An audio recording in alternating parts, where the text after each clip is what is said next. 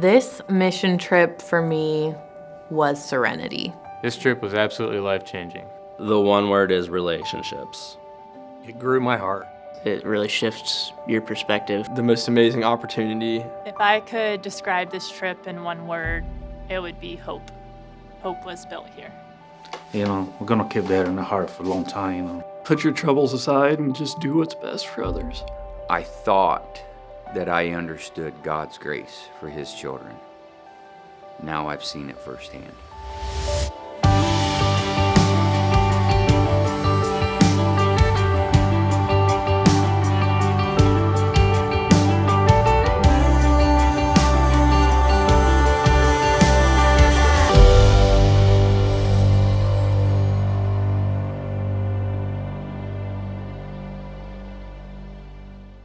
Shortly after joining Shook, I had the pleasure to do the communications for the Mozambique mission trip. And just working with John and the team when they came back, as we did the documentary, and John kind of pulled me aside and said, I think you'd be a great leader for the next one. And, would you be interested? And I said, absolutely. And it's actually one of the reasons I joined Shook, because I have felt a call in my life to serve and to do more. And the mission trips to me really felt like that's a company that's fully living it. They get it, and I wanted to be a part of it. And, after that point, there were a lot of questions. Where do we go? How do we find an organization? When we interviewed Grow, it was just different. Their passion exuded so much. The first time we met with Fa and Gina. And Fa is the founder and the country director of Thailand, where Gina is the executive director here in the U.S. And they fundraised for their land, they funded the building, they funded a new truck, a water well, and some more. But they did that partially because we made a commitment to come, and they made a commitment to fulfill that they would be ready for us. And you could just see the desire in their heart for us to come, the depth that they cared about the children at the mission and what they did. And it was about rescuing children, and it was a building to rescue more children from heartbreaking situations. GROW, Grace Refuge Outreach Worldwide, is an organization that's based out in Thailand. That basically takes in children that are at risk, whether that's abuse or prostitution, drugs, or they also come from very poor families. Call it the hills, call it the mountains, whatever you want to call it. It is literally up in the mountains. Those in the tribes aren't recognized by the government, and so they have no papers. These are truly, truly third world areas. These people aren't even considered Thai people. They are totally separate. They don't, they're not born with birth certificates, passports, none of those things. They don't have access to those types of things. The way they say it, they take the kids that no one else wants, kids from the worst situations and, the most difficult places. These kids, obviously have had a really rough upbringing and they have every reason in the world to keep their boundaries up, and they welcomed us with open arms. Boy, I'm here to tell you, I don't think I've fallen in love with 28 kids that quick. A couple of years ago, we had the mission trip over to Mozambique, and we saw the whole premiere and the video on that. That really inspired me. I wanted to get more involved. I joined Shook in 2019 as a co-op, and one of the recruiting tools that got me here was mission trip opportunities. The email went out explaining kind of what the mission was and opening up the application. I knew that if I could help empower these young girls to see me actually building a building that they don't have to stay in the life that they thought they might have to live. That's a good experience. You learn a lot of stuff, different cultures. How people live in other countries. That was pretty good. I would do another one, I woke up one morning and I kind of stepped outside my comfort zone. And so I applied and figured the worst thing I would hear was no. Learning about the organization kind of motivated me, and it was a way to reach out to those folks and hopefully make it a little bit better. Such a big opportunity that I felt compelled to grab it. Some of the best words I've ever heard over the phone. I was so happy about it. Little did I know the journey that had started on that day when I received a call saying, hey, congratulations.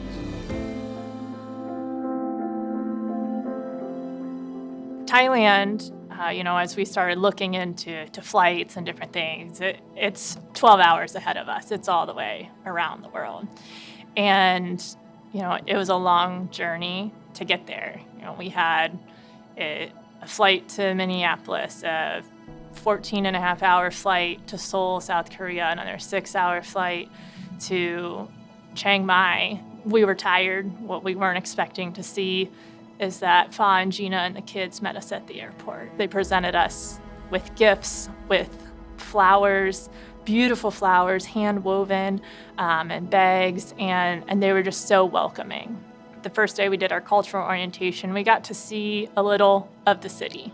But after the orientation, we got in the truck, in the cars, and we drove to Gro's campus, which is about 2 hours from Chiang Mai. And as we drove, the city faded into the country, and you started to see the rice fields and the workers in the rice fields where everything was hand-planted. And you started to see the mountains, and really started to get that feeling of, I'm in the jungle. We got there the very first day, and we were greeted by like an army of kids. And these kids are running at us, giving us like high fives. That feeling of being welcomed persisted in like every interaction we had. I see a lot of things that I see in my country. Weather, the food and everything, a lot of stuff similar to my country. The show of hospitality from the Thais in general, but the Grow ministry was very noticeable, and it made us feel right at home. When we woke up the first day in Thailand, we did about a 3-4 hour cultural training. FOD set up an individual who was Canadian, had lived in Thailand for 30 years, and basically explained the cultural differences that we're going to experience. I think that cultural training set the tone for the trip. We had been there for 8 hours at the time, and we haven't even made it up to Grow yet. And while we were getting our cultural training, Fa got a call. And Carol, who was teaching us, we came back from the break, and she said, I need to tell you guys the phone call that Fa received while we were on break from the government. And the government had contacted her because there was 3 little girls that needed a place to go. And the government further explained that their brother had killed their father with a hoe. The mother was distraught, couldn't take care of the children, and the grandmother didn't know what to do, so she was prepared to feed them poison and herself because they had no income and really nothing on the horizon. So while we were there, while we were getting trained, this phone call is going on literally outside the door. And Fa had to say no to taking in the kids because they didn't have enough room for girls. Their girls' home is full.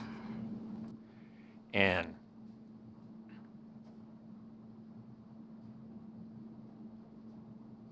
makes it real. Did they find a home for those kids? Are they okay? Did they find someone to love them? The immediate thought that went through my mind was, we need to hurry up with the cultural training. We need to go to work. To take 28 under your wing with a staff of, I think it's 6, but then the entire reason that we're there is because she's got 12 more sitting and waiting to get into the girls. And oh, by the way, at some point, there's 12 more boys coming.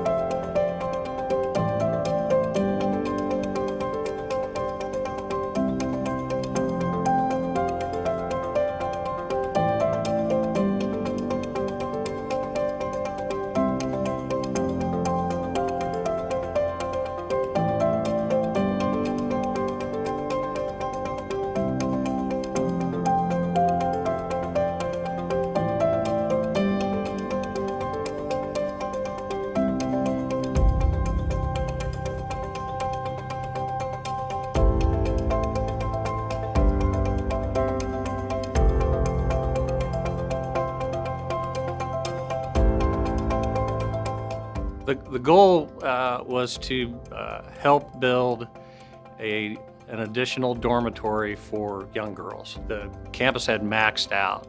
What we had been told was that we were going to help the local contractor to put up brick wall. I don't know Thai, you know. I don't know the language. How am I going to communicate?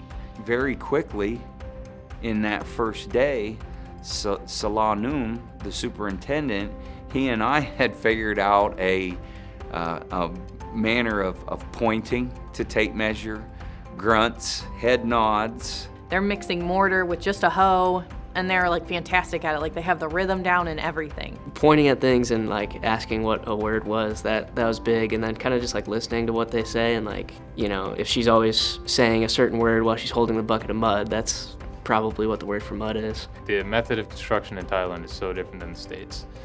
They don't have any lumber anywhere. We went to the hardware stores and everything. There's absolutely no 2x material that we could find at all. We did a training day on like how to build a masonry wall, but again, we were given like perfect, like American brick where it's square all around, like you know it's flat, and we were given these, they almost looked like ceramic tile, but they weren't.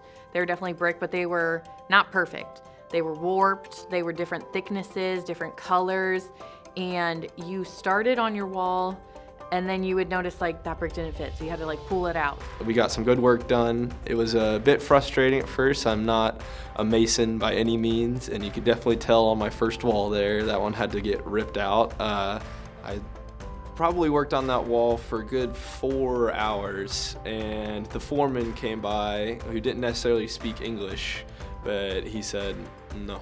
And it was leaning inwards a bit, and I got to tear it out myself personally. So yes, that was a bit frustrating, but and it took down the confidence a little bit, but I quickly learned from my mistakes, and the improvement started to come.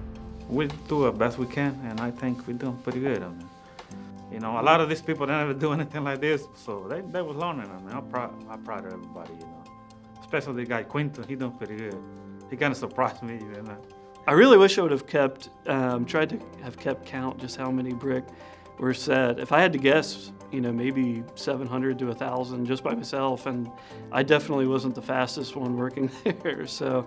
It was hot in Thailand. Like most days it would get up to like 99 degrees, and that doesn't include the humidity on top of it. So the mortar would dry out like super quick. So you had to work quick, or you had to constantly be like, I need more mud, more water. Louise and I have had a good relationship at work for a while, but it truly blossomed on this trip. Our competitiveness got the best of us, especially myself. I had no business saying I could go faster than him. So he's been an experienced construction professional for years and years. But my competitiveness and youthfulness got the best of me, and I started stacking those bricks faster than I didn't know I could move that fast. And as I was going up, I noticed, my quality was going down. So I had to, again, rip a couple rows out, and he beat me to the end there. That's the kind of little details that you got to pay attention to, you know, so I'll kind of catch fast and see how that needs to be done and like do it the right way, I mean. But it was just so much fun having that competition with him, and he was, you know, talking crap with me the whole time. It was a lot of fun. Well, we kind of compete each other, see who's doing faster and stuff. And he's trying to catch up with me, but you know, I kind of fast.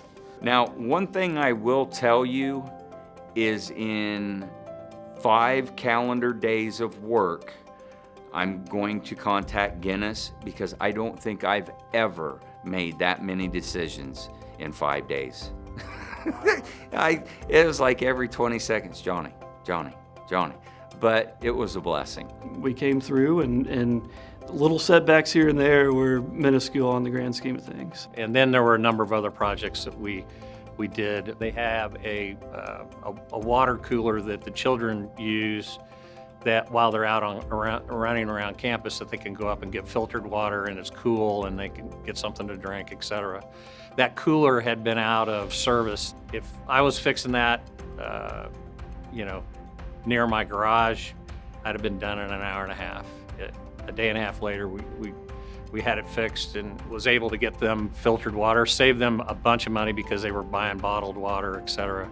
And so now the kids running around campus have the opportunity to get cool water. So that water meant so much to them. On the very last day when we left, they gave Rob an extra card and a little celebration, and a lot of credit for all that he did there, because that was just as important as the building.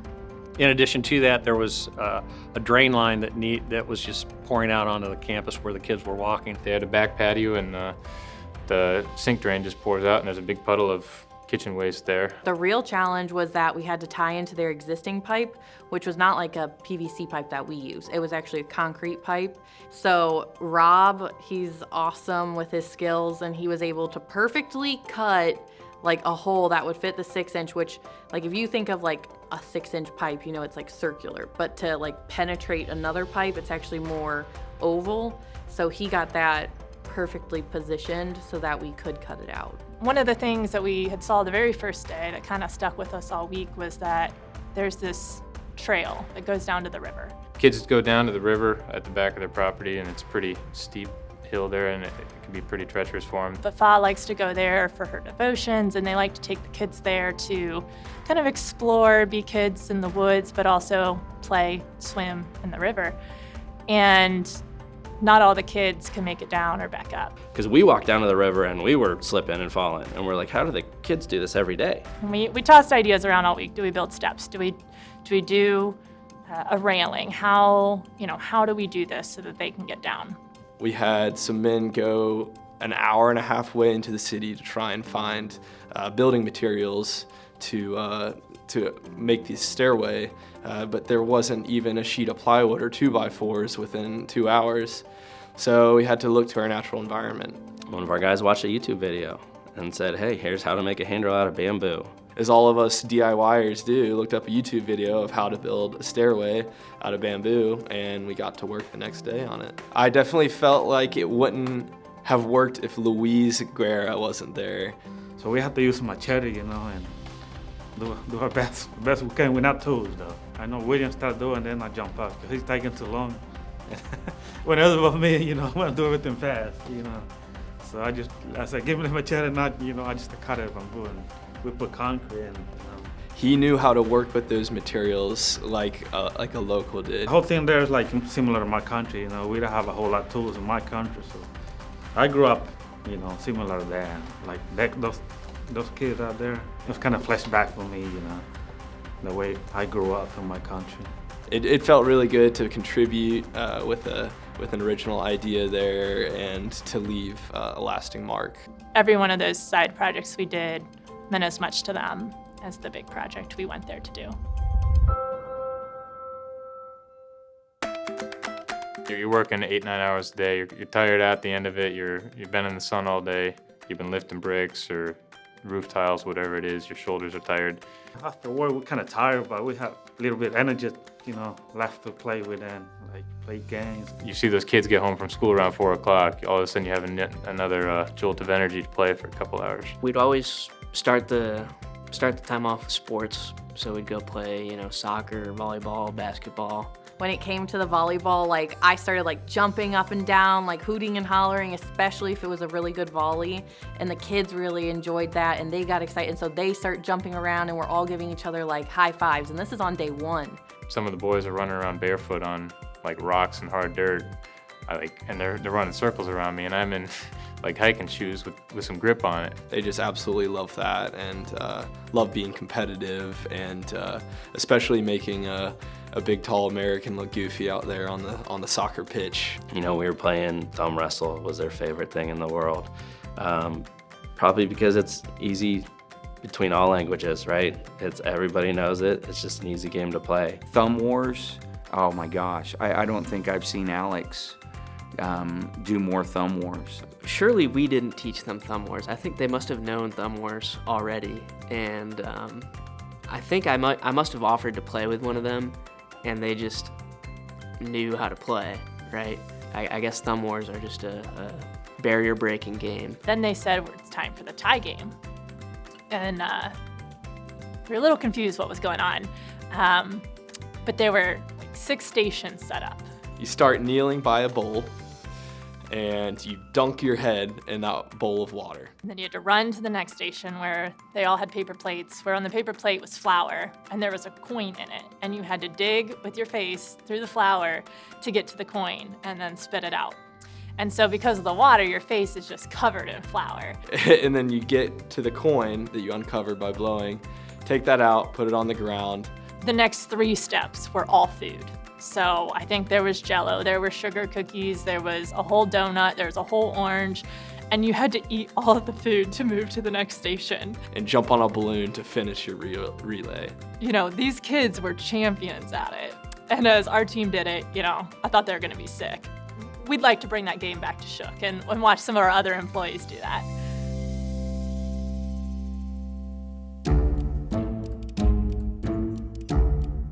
It all started when Sabrina and I met at the training day, and we promised to each other that we would be adventurous in all of our food. We would not shy away from anything to try in the markets. When we went to the Saturday night market for the first time with the kids, they were like all holding, like they would hold each of your hands and they would guide you around. And I'd be like, I'm looking for a cricket. And they would look at me like, what are you? I don't know what you're saying. And I'm like, a bug.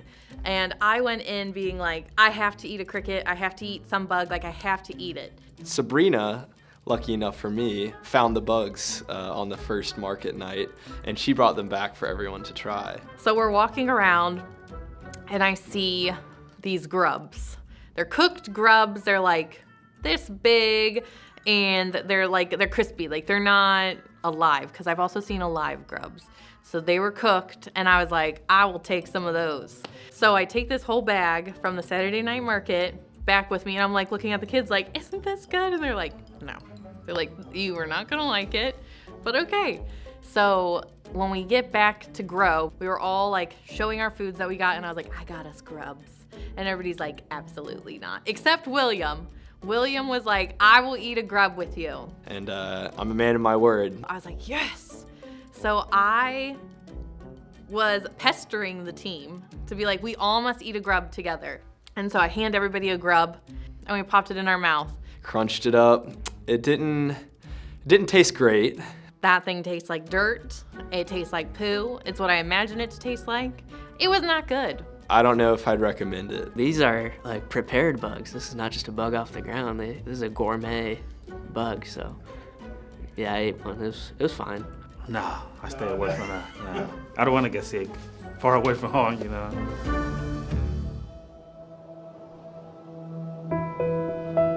I know a lot of people in this company, and the group we picked I did not know well. And I was very excited. I mean, I knew Kayla and Rob because we worked on it together, right? But I didn't know either of them before that.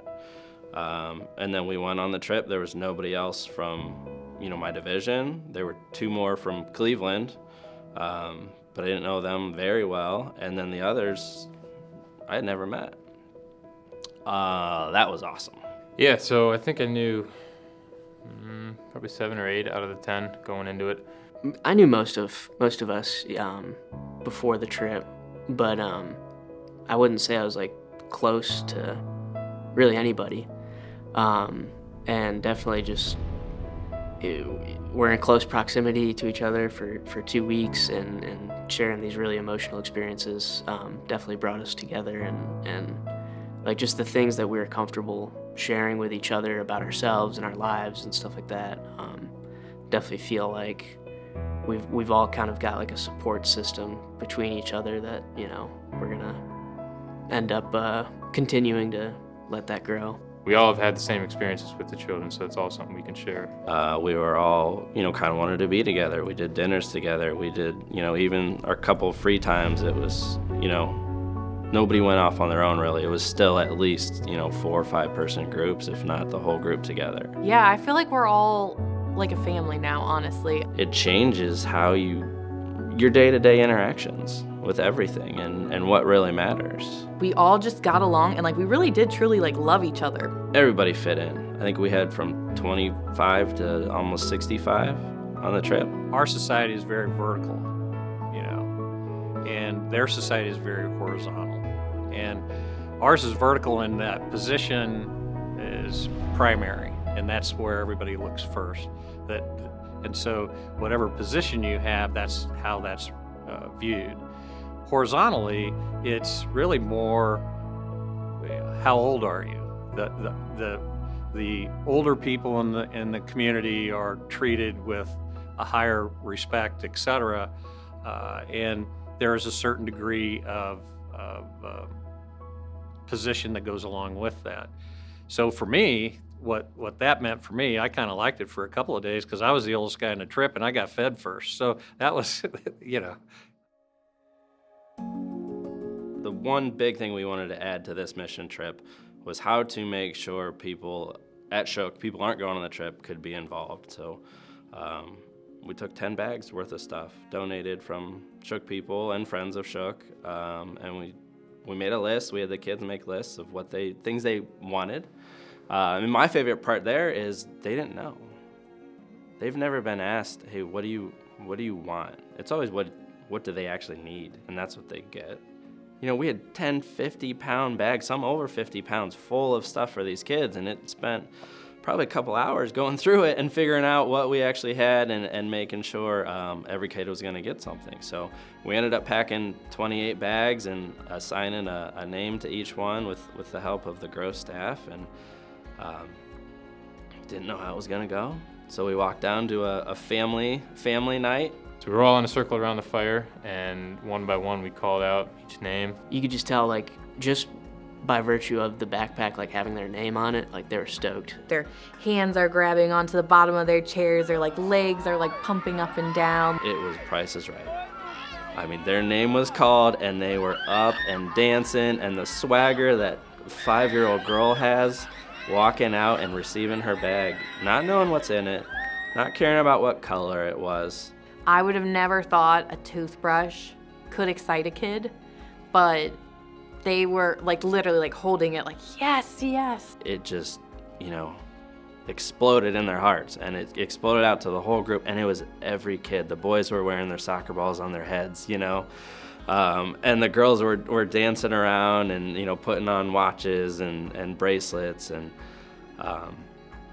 then they asked them, they said, how many of you, was this the first gift you've ever got?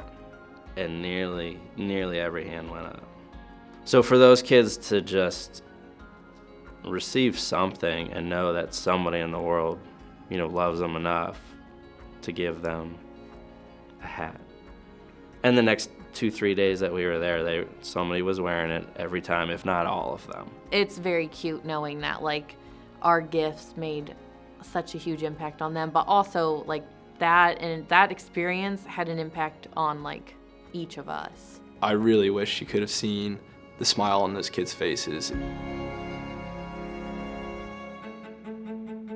So as soon as we land in Thailand, we get the news that most of our bags are not arriving, including my own. I had brought a guitar over to leave with everyone, and that was one of the items that was missing. So that was a bit heartbreaking for me. That was the first guitar I've ever received, and I was planning to pass it on to them, and not having that there was a bit disappointing. A lot of the kids, they're self-taught from YouTube or whatever it is. They picked up guitar, piano, the drums. They can sing, and they do every Sunday. They have their service, their worship service, and they lead their couple songs of worship in the beginning of the service. During the whole week, Nate and I were able to practice with some of the leaders at Grow, the female leaders there, and we went over the songs painstakingly over and over again until they got perfect. And that was just a lot of fun experiencing that with them. So their services they have, the kids pretty much, from what I could tell, they lead it, they put it on. And they're doing dances up there, they're singing, and 3-4 of the kids usually would share their testimony where they came from, which is pretty hard to hear usually. In church, each of these kids just had so much courage. They got up and they shared their testimonies and they shared their stories. From not knowing their parents to malnourishment to abuse to just all kinds of awful things. Thank goodness the luggage came in the night before the church service, and I got to bring it in that morning. Previous mission trip in Mozambique, we saw in the video that John Cleveland, Matt Hulsman, Dan Wolfing, all those guys, they were able to sing. I don't know, we're able to, or we're kind of voluntold to sing Amazing Grace to all the kids. So going off that, I had this amazing idea. I was talking to William about it. Hey, let's, like, last Sunday service, let's lead a song for all these kids. So we ran through a couple times with the guitar, and then ran through it once with the group, and we were able to sing in front of all the kids, so kind of cool. Nate and I playing our instruments, and the rest of the team using their beautiful voices to serenade everybody in that church hall. It was great.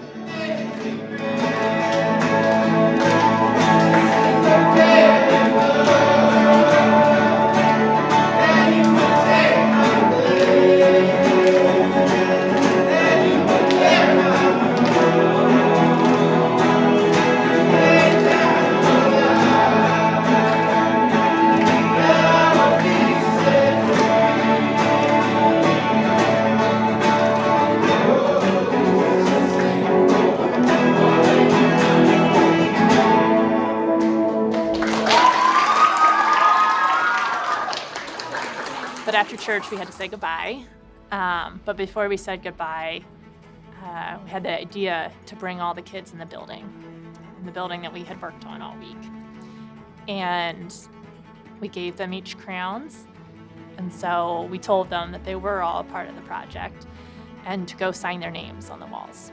To see the building that we were there to build actually come to life was very, very unique. It was a wonderful way to end it. And they were just so excited, and to write their name and to be a part of it. It meant a lot to them, and it meant a lot to so many of us to really end the week with some closure on why we were there, but the bigger picture and all the future kids that would live in that home.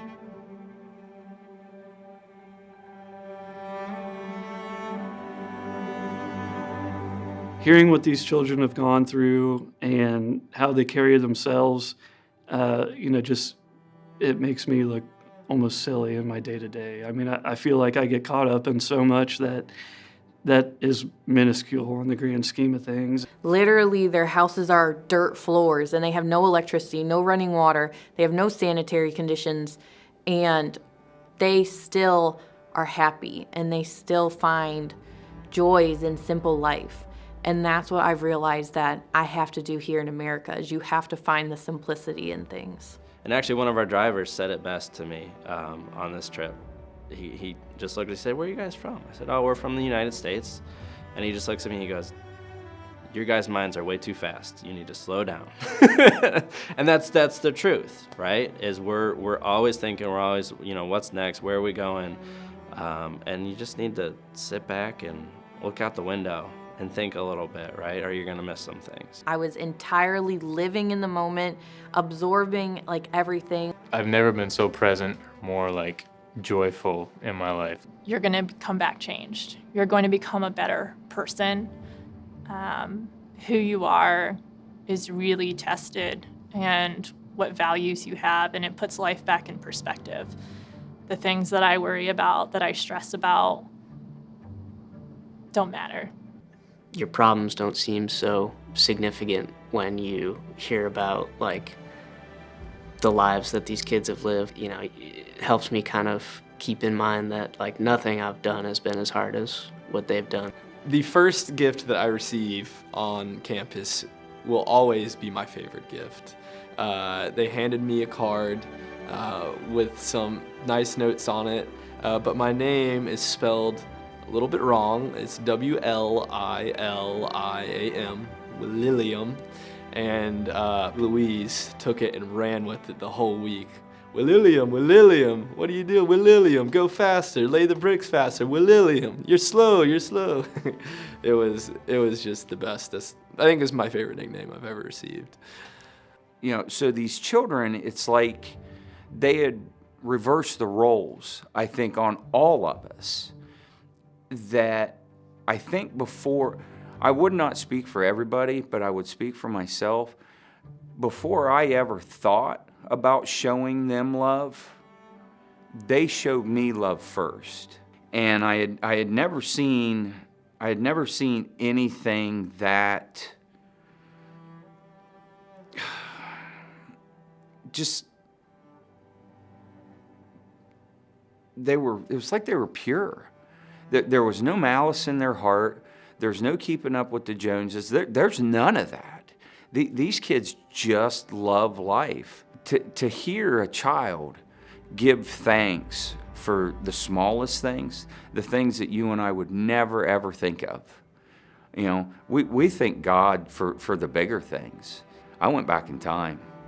It was cool. I mean, it really, truly was. The only thing I wasn't looking forward to on that trip was the long flight. I did not want to do it. And gosh darn it, now I can't wait to get back on the plane to go do it again. So, yeah, it had an impact. One young man is 14 years old, had size 13 feet. All he had was a pair of sandals. And when we got there, you could see that his feet were over the back of the sandals, because in Thailand, it's not that you had to look very hard for size 13 shoes. There weren't any. And so knowing that became a personal mission for me, to make sure that he had some size 13 shoes. And so I made that request of a number of people internally and externally. And after 3 days, I had to call off the dogs because I had 6 pair of size 13 shoes. And at the end of our trip, we put them on a table and brought him over to the table, and Fa said, you know, these are for you. And he looked over and just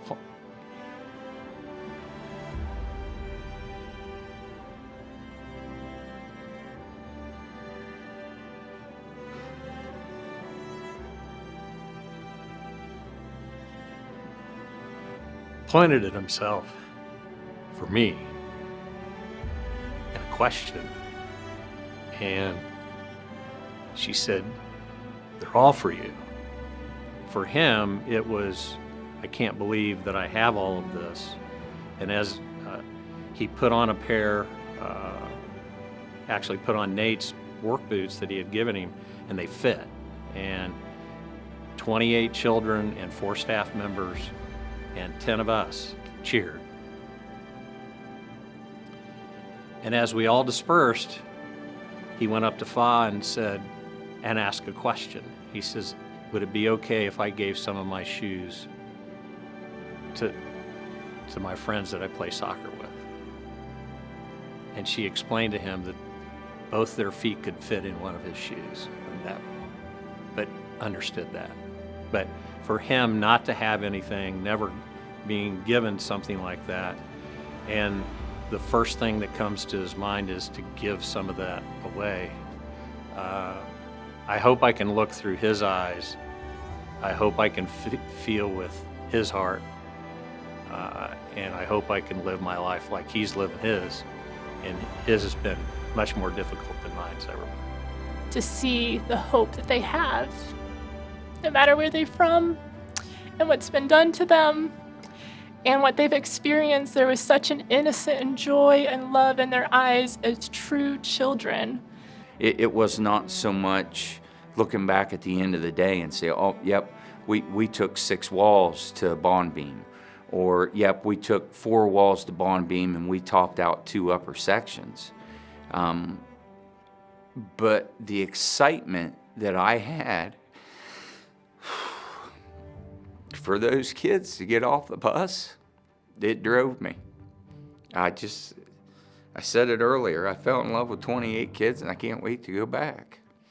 This trip has taught me to, really just be mindful of what I'm getting hung up on and try to compare myself to, what others are living through, and just very thankful that there are people out there that embark in this. The one memory that I carry is we're getting in the vans to leave Grow, and it was all emotional. Everybody's sad and we don't want to leave, obviously. And for some reason somebody handed out ice cream. So we're all my eyes are red, I've got a frog in my throat, and somebody hands me ice cream. And then like we're getting in the vans and we're trying to leave, and like I feel like I'm about to lose it. And I was like, I'm about to start yelling at this van driver just to drive away, because I can't sit here and let these kids see me crying. So I'm like crying and like eating ice cream, and these kids are like looking at me in through the window. It was so difficult. I've never cried and ate ice cream before, so that was a first. That was really difficult to say goodbye to them. And like we pull out of the compound in our vans, and like the kids are still running after us. Go away. Don't, you can't look at me. Yeah, there were tears. There were tears involved by everybody. But once we got in the van, very few words spoken. Very few. And everybody used the time back to the motel, I think, in meditation, in reflection. Man, it's tough. I mean, gee, Christmas. There wasn't a dry eye, and I'm just emotionally devastated. And that was the feeling that I had when we left on Sunday, because I knew I was leaving a piece of my heart there. And the bad thing was, it was a piece of my heart that I didn't know existed.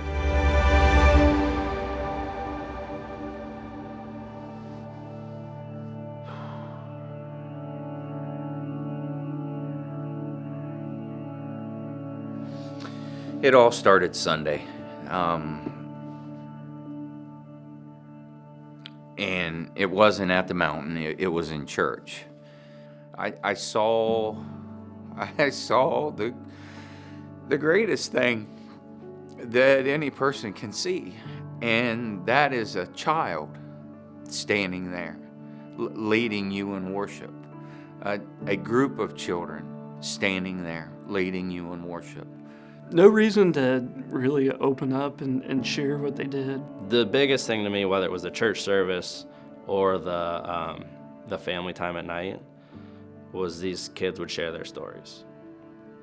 And I personally think they watered them down for us. We don't know that. And maybe the kids watered them down, maybe they were watered down when they were translated to us. I know these kids came from some bad places and bad situations, and maybe they weren't willing to talk yet. But every time we met like that in that family atmosphere, 2, 3, 4 kids would go up one at a time and tell their story. And that's something we don't do here. Yeah, I mean, I like the way they open up and tell stories about how they grow up, how they end up in that place. They kind of, they go through your heart, and we just go there and do our best we can to help, just to give a little bit.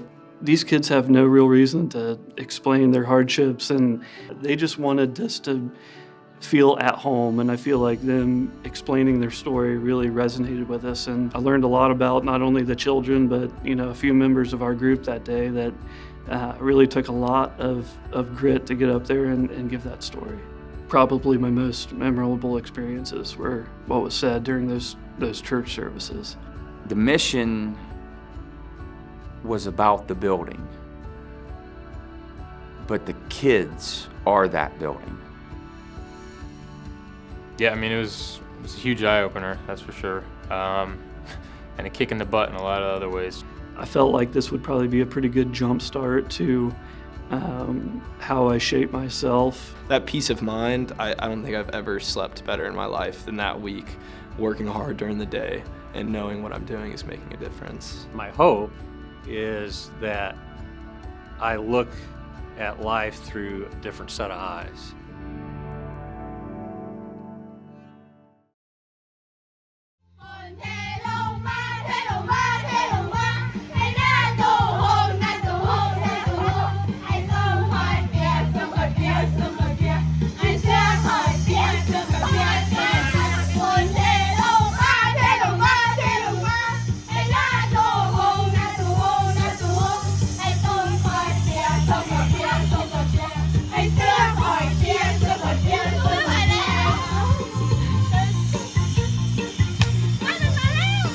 Daniuk.